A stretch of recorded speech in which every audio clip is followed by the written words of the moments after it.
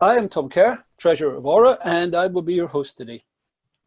The title of today's seminar is The Best Agencies You've Probably Never Heard Of, the Change Audit. It's a follow-on from the seminar back in April, very successful as it was. So it would have been great to be gathered together at our usual venue of the RAF Club in Piccadilly, but the C-19 virus has kind of put paid to that possibility. So we've again turned to Zoom to bring you this seminar in the form of a trio of webinars at 9:30, 11 and 2 p.m. So if you're joining us for all three of today's sessions, you will hear 6 very fine presentations. We have an exciting day in prospect. So we're going to begin the day with a presentation from Pete McGinn of the Beano studios. Pete is going to share the Beano's digital brand transformation with us. We'll hear about the transformation journey from inception to launch and discover how the 80-year-old heritage brand that we're also familiar with repositioned itself to become a global business powered by kids. We'll have a 10-minute question and answer session at the end of the 30-minute presentation. So please pop your questions into the tab at the bottom of your Zoom screen as we go along. Can I also ask you to put yourself on mute? Delightful as it is to hear the shrieks of excited youngsters seeking the attention of mum or dad, it can be a distraction. So just the thought, the Beano should conjure up memories of childhood. Sit back, relax, and enjoy the next 30 minutes. I'll now hand over to you, Pete. Are you ready? Yeah, ready. Thanks very much, Tom, and good morning, everyone. Thanks for tuning in for this first session. As Tom says, I'm Pete McGinn. I'm Director of Insight at Beano Brain, and we're the commercial independent insight part of Beano Studios business. And we specialise in delivering insight to clients who've got an interest in kids, teens and families. And a little bit of background about me, I've worked agency side for over 20 years now with brands across the category and across categories, across markets, all to do with families and kids, including the likes of Netflix, Lego, Disney, Unilever, Mattel and Twitch. So as Tom mentioned, many of you will probably know the Beano from your childhood. You might have even been a member of the Dennis and Nasher fan club. It's really a British icon, and I think what's important to hopefully convey today is actually how relevant it is still today. It's got an incredibly high awareness amongst adults, many of whom are parents, and over 3/4 of 6 to 12-year-olds also know the Beano in the UK today. What you might not be so familiar with is the fact that 4 years ago we underwent a huge transformation, relaunching Beano Studios, and today we comprise of 3 main offerings. Of course, there's a creative studio, and that includes comic, which is still going great guns. In fact, it's doing better than it ever has before. And we also have TV content, which the flagship content is Dennis and Nasher Unleashed. The second series is about to launch, I think it's on Monday actually, on CBBC, second series. It's also on Netflix, also available in 100 markets. Really importantly for this presentation today, we have a digital hub for 7 to 14-year-olds, Beano.com. And then we also have externally focused specialist services, and that's where I fit in within Beano Brain. And since that relaunch 4 years ago, our transformation has been recognised by a wide number of entities, including the Marketing Society campaign, and most recently, just this year, the Drum Online Media Awards, where we won Best Commercial Innovation. And that was specifically around harnessing digital to inform insight in the business, and that's what I'm going to really dig into. We've done that by having millions of monthly users and page views on Beano.com. The 2 biggest markets are the UK and US. Interestingly, we pick up quite a wide variety of countries, even non-English speaking countries as well.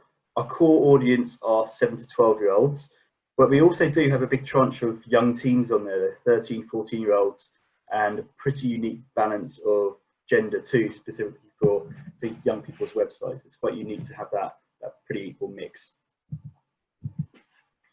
And we've achieved these plaudits and these figures by creating incredibly relevant content, an online hub for what's actually very hard to engage cohort. I don't know how many of you have kids as and families as a focus, but the 7 to 12, 7 to 14 age group is a particularly hard one to hit. They're either too old for the highly competitive preschool and early primary school online and content space, and they're also too young, even though there's some of them on them, they are too young for what's quite scary wild west of online platforms for teens and young adults. So there's a bit that fall in the middle, and that's why we believe Beano.com has been so successful, particularly in the US, where there really is nothing like this. We've drawn on different types of insight to create the most compelling content for them, which falls into a number of different categories: quizzes, jokes, games, videos, and competitions. And it's a place where they want to go and be, where they feel safe. They feel it's for them, their own. They don't feel it's for adults or teenagers, for younger kids. And it's also safe and a compliant environment as well. And importantly, because of the ongoing capture of insight and what's going on in their worlds and the feedback we get, we can refresh it and keep it bang up to date, which is obviously incredibly important for this audience. For any audience that you want to capture, relevance and being up to date is key. And particularly for this generation, they really respond to stuff that's not up to date. They turn off very quickly if they feel they've seen it and done it before. And as a direct result of all the work we've done and invested in digital and our carefully curated content, we now have a very sophisticated way to engage with and understand our audience. It's a far cry from the days of when a handful of the very most keen kids maybe wrote into the Beano Towers with a speculative letter in the hope of being published and being heard. We now can speak to 2 million kids through Beano.com. And what's been so amazing, I joined Beano 6 months ago now, I forgot to mention that up front, and what's been so incredible to see is how insight sits at the heart of Beano Studios. Irrespective of department, irrespective of function, insight is what drives everything that goes on. And right from its inception of Beano Studios, all those decisions, the big strategic ones, the small tactical ones, have been absolutely driven by insight, and it still does to this day. We've accumulated and harnessed an incredible amount of insight from over 40 months of qualitative interactions and interviews on our panel, and millions of responses on Beano.com. As I mentioned up front, I've worked with a wide range of brands, all of who've had a stake in the kids and family audience, but with a hugely varied level of appetite and appreciation and action taken by insight. And since I joined 6 months ago, it's been incredible to see, even life affirming it sometimes, just to see how much insight is respected and an integral part of the business at Beano Studios. I feel it's very, not unique, but very different to a lot of brands who I've worked with before. And at the very heart of Beano Brain are 2 groundbreaking insight tools. The first one is our Omnibus of 7 to 14-year-olds, which runs in both the UK and US, which is really, really interesting to be able to compare and contrast our kids and teen audience there. And we use that to get really accurate of the moment insights directly from kids without a parent bias or filter. And I'm going to go into more of that. We normally have some questions around compliance, and it really is, it's GDPR compliant, it's COPPA compliance. We adhere to ESMR's, I think it's 28 different rulings around online engagement, and we've been meticulous going through that process to make sure that everything is safe and compliant, and we're incredibly responsible with our audience. Our TRENDSPOTTERS on the right hand side there, they're a 50 strong longitudinal panel of kids and young people aged 7 to 16, so going into the mid-teens across the UK, diverse not just in terms of age and gender, but also in terms of region and nations as well, ethnicity, household makeup, whether that's single parent households, blended households, and socio-demographics too. So I'll go in a bit more detail into the Omnibus and how it works. This was being developed as I was joining Beano, and it's one of the reasons I wanted to come. I thought it was a fascinating and very different tool to anything I'd ever seen before out there in the insight world.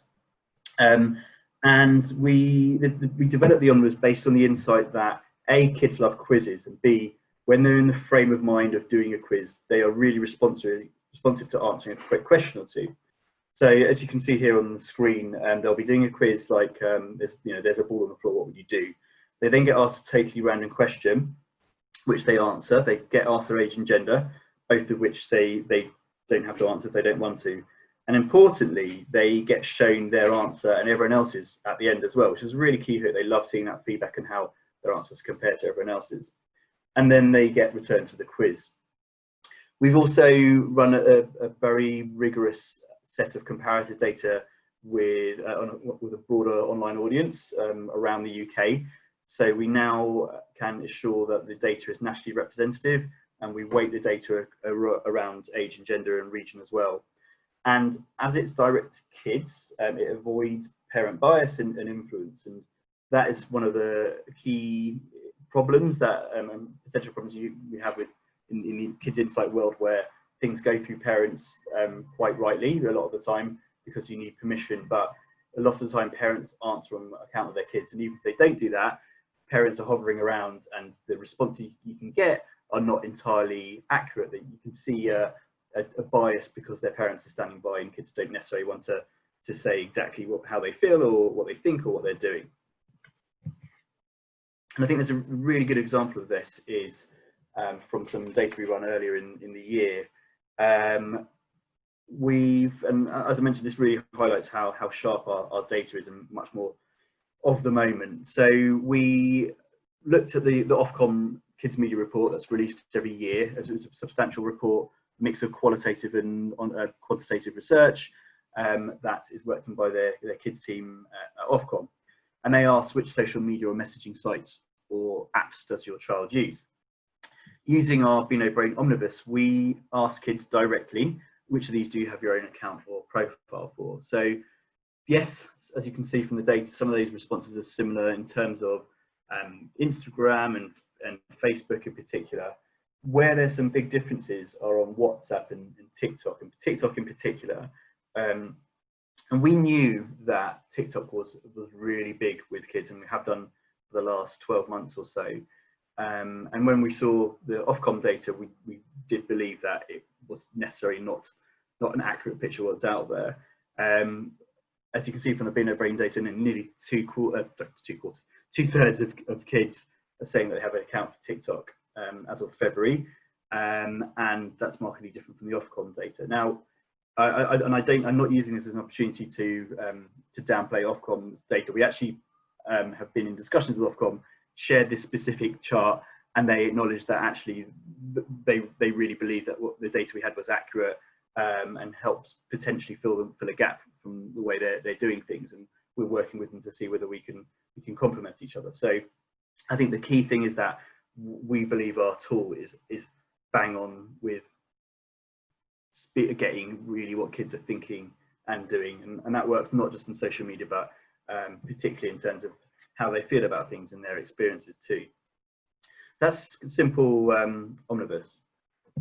We can also now brand and campaign track too, so we can link questions, typically looking at kids' awareness of brands or awareness of a campaign, if they use that brand, whether they've heard of that campaign, and then checking the appeal of that campaign or brand too.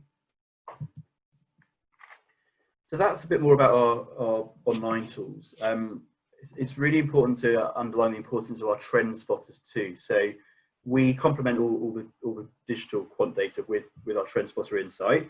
We speak to them week in, week out, and even before coronavirus, we were mixing up the in-person meetups with digital methodologies such as Zoom calls, such as online communities, particularly with the teenagers, these older trend spotters into their mid-teens.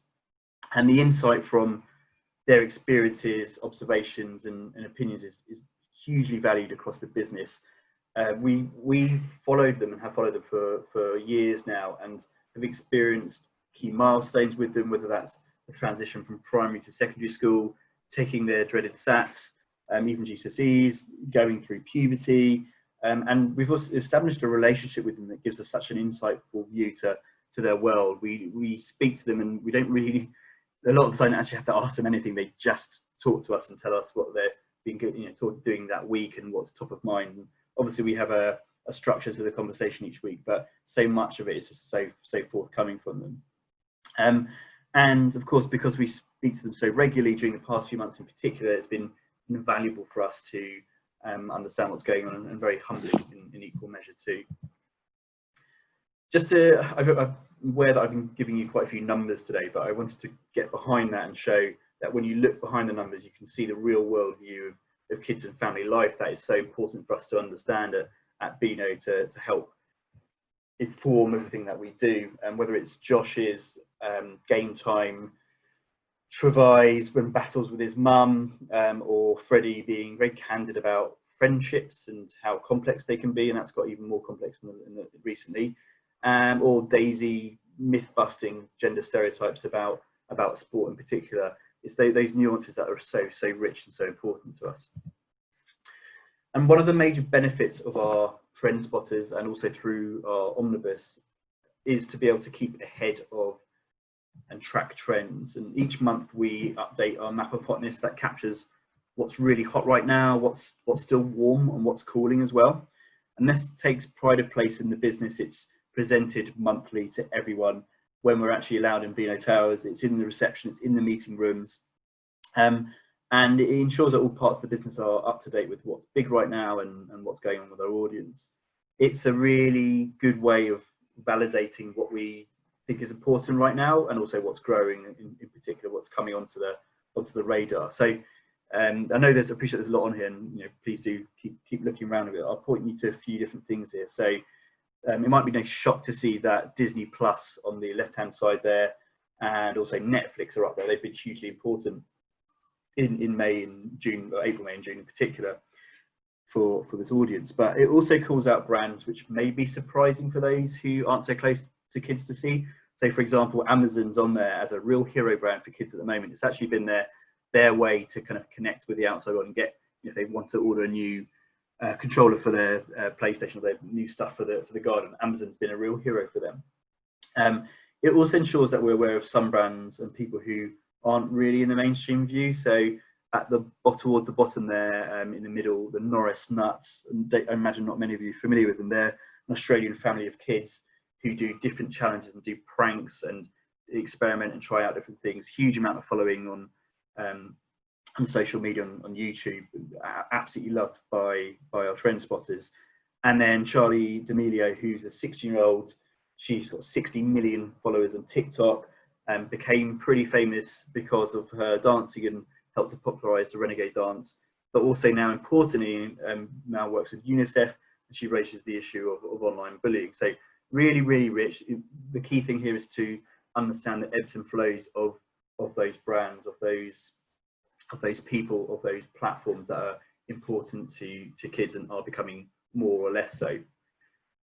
And what that enables us to do as a business is to predict and also to importantly react to the trends. So a really great example of this is Fortnite. We, via our trend spotters on this, spotted Fortnite coming up on the outside on the rails about 9 months before it went mainstream, and that was back in the kind of winter of 17 and early 18. By the time it exploded during the summer of June 18, I don't know if you remember this, it was the Football World Cup. All the England players were doing Fortnite dances in terms of when they score goals. By that point, when it went massive, we had so much Fortnite content on Beano.com that we came up in the first page of Google searches for anyone searching Fortnite globally. I think that's a really good example of how we're able to understand the trend, qualify how big it was going to be, and then do something about it. So we can pick up on the brands, the people, the events that are really pertinent to our audience early on, and then act on them. So that's Fortnite, which I think many of you have heard of. I think just a more very, very up-to-date example of this, and a great summary of our insight innovation cycle is what we did around Animal Crossing New Horizon. So from our internal insights, we knew back in January that the new Nintendo Switch game was going to be big. We fed that into our content team, into our digital teams, and they then created in March a complimentary random island name generator page on our site. And for the whole of April and May, and actually even the end of March as well, it was our most visited page on the site. And that was purely due to having the insight there in the first place, being able to use our tools, feeding it into the digital team, doing something about it digitally, and having that feedback in place. And since the end of March, we've been tracking how kids have been feeling each and every day. I mentioned emotions before and feelings, and that's something that's very, very hard to get a view on with kids. Typically, it relies on a lot of qual and observation. Obviously, we haven't been able to do very much of that recently. So using the omnibus, we've been via a worked out series of questions and language and also emojis as well. We've been asking how they feel. And we've seen some very clear trends in both the US and the UK. For the vast majority of the time, that overwhelming feeling for them has been boredom, which I'm sure we can all relate to in the past few months. The boredom really kicked in for UK kids as homeschooling went on and that novelty wore off. And since then, and since pretty much May, there's been a slightly dropping off that boredom, increased levels of happiness as the weather has improved and also some measures have been relaxed. What's the implication? What's the say what here for brands and how you can take that information into the business? Well, categories that naturally lend themselves to fun, that's toys, games, outdoor equipment in particular, have seen huge sales growth. And in particular, brands that not normally were trying to help with that, with fun essentially and busting boredom, and those who've gone out of the way to do it, they've really endeared themselves to kids and teens. And this ability to take the temperature of audience has informed much of our messaging, both across the comic and the website over the past few months. And every day at 4 p.m, we release a new boredom buster idea to really help bust that boredom, also to give kids an appointment to view or appointment to go online, something new and refreshing each day to help them out. One thing I haven't talked about so far, but is also equally important, is the behavioural data we get from Beano.com. It's a really important insight source too. So we've been looking at pre-COVID Beano.com usage data alongside what happened deep into lockdown in April, and then also more recently as the restrictions have eased. And we've seen massive changes around the peaks and troughs of when kids are online. Most notably in both the UK and US, that after school 5 to 9 period, or previously after school period, that used to be the peak period of activity. But with everything that's happened, the curve has flattened, and we know from all the conversations that we have that that's actually when kids are going offline now and having much more dedicated family time, which again has huge implications for a number of different categories, and also particularly for us. There's also been a higher peak during the day when kids have been or maybe not been homeschooling, and when their parents, as a lot of us are right now, trying to work from home, and the attention pretty much shifts off kids and they are going online to do stuff, particularly when the weather's bad. And in the US, we know, really interesting, there's something different here going on. There's a relatively late night surge as well, where kids are going back online from 9 to 11. We know bedtimes have shifted. Kids are going to bed later, getting up later in the morning, and there's a kind of little spike at the end of the day. And this has informed what we launch and when on .com, and it's also just fed into our knowledge, which we already knew about, but is really helping us with our evolved knowledge of dedicated family time and all that entails, and again what the implications are for us as a content and media and entertainment brand. I thought it'd be really useful to share something more about digital and virtual. I think we're doing this all by Zoom. Everyone's world's can change very differently, markedly in the virtual world. And for kids and young people, they have absolutely evolved how they use tech to communicate and play. Roblox, which is in theory a gaming site, is now a key way for 7 to 10-year-olds to message each other, not just to play, but to actually contact and communicate. Fortnite, as I mentioned, really important, and it had this huge spike a year or two ago. But actually what they've done is step back from the combat element of the game, and there's now a non-combat area where kids hang out, they can watch live concerts and try on different outfits. So playgrounds have gone very virtual. And understanding this huge surge in Roblox, the change of Fortnite, and also Minecraft coming really back onto the scene, knowing all that has led us to rapidly develop our own related content. So the screenshots here are what's on Beano.com right now, actually, in terms of Roblox related content, in terms of console and gaming related content, and whether that's hacks, whether it's how-tos, quizzes to really demonstrate your fandom, or to upskill as well. And those are some of our top performing places to go on Beano.com. Again, driven by what we've understood from our audience and what's going on out there at the moment. And what video has been really interesting to see from our audience. It's this generation are incredibly creative, more so we believe than previous generations of kids. And I've got the receding and grey hairs to say I can really compare that. We've been looking at what they've been doing on video calls, and yes, there's lots of chatting and catching up, either directly or through gaming, as I mentioned, but the tail is really quite long and diverse and taps into a number of different categories, and that's included schooling and quizzes, particularly in conjunction with platforms like Kahoot.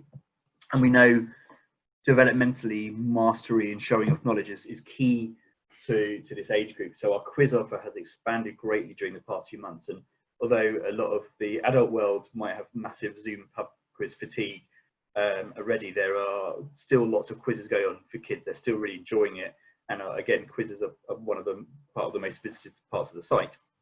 I think Maya's quote here that you can see nicely sums up what's been going on, how quickly things have changed, and the impact of two virtual brands that few adults and also kids as well had heard of a few months ago. And these nuggets all feed into our offer and our understanding and our further development. Just lastly, in terms of the insights we get, I wanted to touch on something very recent and pretty serious, but really important to us for a number of reasons. Partly because Beano Student is a content creator, and also at Beano Brain we have kids media clients as well, and we think it's absolutely imperative to understand and evaluate what's being delivered to kids. And as of mid-June, this is how kids on both sides of the Atlantic felt about the representation in the content that they consume. So approaching 2/3 either believe that the people they see on TV and in their media does not, or only sometimes matches what they see in real life, which is pretty damning stuff, and less than a quarter think it does match, and they're likely to be the most youngest, they're 7 to 8 year olds. It's lowest for the more discerning 13 to 14 year olds, where less than 1 in 5 think that the people they see match their reality. And this insight has been shared across the Beano business. It's gone right up to the top. The diversity and inclusion group have already implemented several measures that will mean the action is taken in the creative part of the business, both digital and also in a physical way as well. And although we're already moving towards greater representation in our content, this has been really a kind of catalyst for helping us develop and pushing us on even further. So just very briefly, I mentioned up front that I lead the commercial insight work that we do at Beano Brain, and we've already helped a real mix of really interesting clients. And we do that in a number of ways, with our proprietary tools that I've shared about today that we use internally, Omnibus and TRENDSPOTTERS, but also bespoke consulting as well, where we build the most appropriate approaches to deliver against the client briefs as well. And I think I've hopefully just hit my time as well, which is rare. Yep, bang on. Thanks, Pete. Very good. We have one question in the Q&A section. Before I go to it, I'd just like to ask, what were the initial steps that you took and that the business went through to transition over to becoming this digital brand? A lot of hiring. A lot of to be very fair, we're part of the DC Thompson group, so we also have stylists and the likes within the portfolio, and it took a lot of bold investment from the DC group to see the potential of what we could do with the brands, but they were open to the fact that they were already 75 years old in terms of Beano, and knew that to survive and to thrive we needed to evolve. So there was some big ideas taken to the DCT board, and actually it's a family-owned business, and they bravely put some money behind it. And from there, again, as I said up front, and hopefully as you've seen, that the insight was conducted really early on to understand what kids today wanted from a brand that was relevant to them, and then from there things evolved. And I know initially it was very much around the kind of creative, and not just having comic, but also digital content and TV content. That's where Dennis and Nasha Unleashed came from. But very quickly the website Beano.com was seen as an integral part to being relevant, expanding our awareness and engagement with a wider audience than beyond comic. There is a different audience who are on the comic and on.com, and also then steps to that then further taken to look how we could further monetize the business going on the back of our expansion as well. So was the initial driver to set up a means of better informing the DC Thomson family and informing the decisions that were being taken? Was it designed to be an internal tool? No. The initial reason to create Beano Studios was to make sure that Beano was relevant to kids in the 21st century. Be very, very blunt, and that was very quickly realised that it wasn't just going to be by updating the comic and having a few new characters in there. That kids today, and certainly for the last 10 years or so, their world is completely fluid between digital and physical. They don't discriminate between interacting with I don't know, Pringle or Lego, whether that's building Lego online physically, building Lego physically in their front room and building a Millennium Falcon, or whether they're playing on a Lego game, or whether they're going to Legoland. Like, they don't discriminate between those touch points of brands. And for a brand that was specifically kids focused, just having a physical comic was not going to cut it. And that, once that was embedded in the business at DCT, then that really freed things up to develop Beano Studios. Okay, so the family had identified a problem, identified changes in society, and had looked to set up a capability to research the target audience in-house, to be able to inform development decisions. Yeah. So at some point along the journey, there was a realization that this was a marketable tool, presumably. Yeah, that's right. As the beauty of Insight was realised across the business, then that's kind of snowballed in a way. So we originally had a handful of TRENDSPOTTERS, nowhere near 50, and as their importance and the richness of that insight we were getting from TRENDSPOTTERS was seen across the business within Beano and also with DCT itself, then there was further investment into growing and expanding TRENDSPOTTERS. So the fact we have 50 now, which is quite large for a qual panel, and the fact that it's not just 7 to 10 year olds, it goes all the way up to 16, I think is a good example of that. And similarly for the omnibus, yes, it's a great tool to be able to ask questions internally to our audience to find out what's going on, but also we're obviously very, very aware that there's huge commercial value to that as well. Okay, we have a few questions, Pete, which I'll put to you. One is asking, do you provide access to your audience from other brands to enable them to garner access to a generally difficult audience to reach? Yeah, absolutely, and that's the fundamental reason I'm at Beano, to work externally with clients to help them either access our own omnibus and TRENDSPOTTER panels, but also to work on a bespoke basis and work with them to get the best ways to access that hard to reach audience. And they are hard to reach unless you know how to, which is what we really pride ourselves on. So yeah, absolutely. Okay, related questions. Are you happy that Beano readers or users are representative of their age group? Yes, we are. So what we did is we regularly check who our .com audience are, as well as who our comic audience are. So we've got huge amounts of data on that, and then we've also run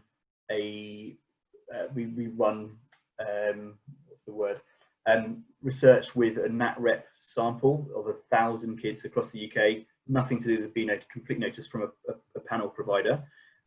Ask them the same questions as Beano.com, and then look at any differences. And we've, as I mentioned, we actually have a weighting system to make sure that the data we get from Beano.com is nationally representative, both in the UK and the US. So yes, we're aware that the Beano.com audience is slightly different from the overall audience, not that much actually, as you'd expect, but there are some differences, and we weight the data. And just to kind of maybe elaborate a bit more on those similarities in terms of their attitudes, in terms of their behavior on YouTube and what they watch and what their favorite brands are. Actually, they're remarkably similar, and there's some slight differences, unsurprisingly, with the fact that the .com audience tend to be a bit more online than the non-Beano.com audience. But we're kind of aware of that, and our weighting takes that into account.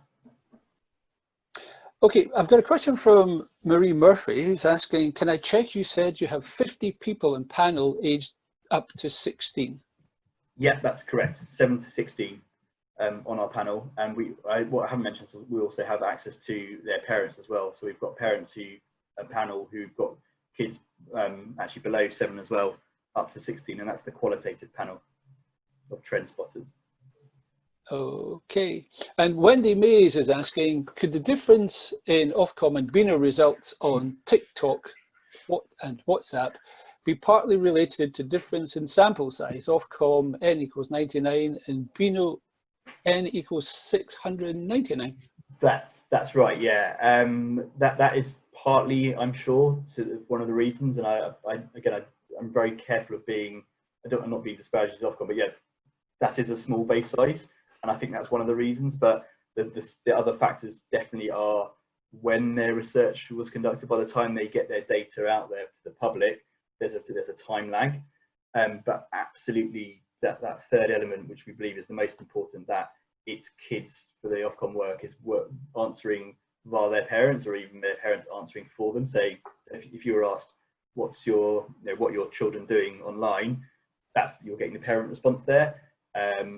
And with the best will in the world, I know that most parents don't know exactly what their kids are doing online, even from a very young age. And I think that's the key difference, that our question around TikTok and WhatsApp was direct to kids. Do you use TikTok and WhatsApp? And that's a much more accurate read. Just to reinforce that, we've got lots of data around what kids are doing in terms of gaming. And I mentioned Roblox earlier, and obviously we're very, very interested in that brand. And when speaking to Roblox, the data that we've got for usage of Roblox amongst that age group completely tied up with the data that they had as well, which was incredibly reassuring, and I think a good demonstration of the validity of our tool. Okay, I think on the notes that parents don't know what their children are up to is the point at which we'll need to leave this presentation. Pete, thank you very much for that presentation this morning. Much appreciated.